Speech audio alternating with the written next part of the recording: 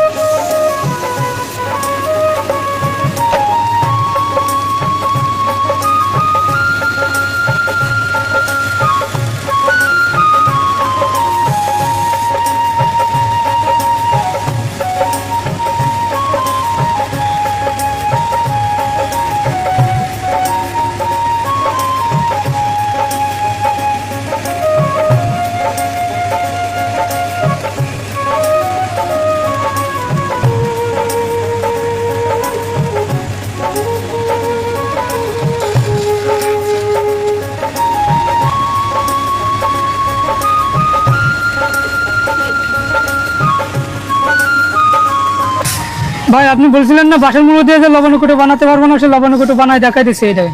Wow, দর্শক দেখতে পাচ্ছেন কত সুন্দর কিন্তু একটা বাঁশের মুড়ো দিয়ে লবণের কোটা বানাই দিল। ভাই এটা আমি ব্যবহার করতে পারবো তো? হ্যাঁ পারবেন। এটা ভিজে যাবে না তো? না। প্রিয় দর্শক দেখতে পাচ্ছেন কত সুন্দর কিন্তু একটা বাঁশের মুড়ো দিয়ে লবণের বাটি তৈরি হয়ে গেল। এই যে তার ঢাকনা।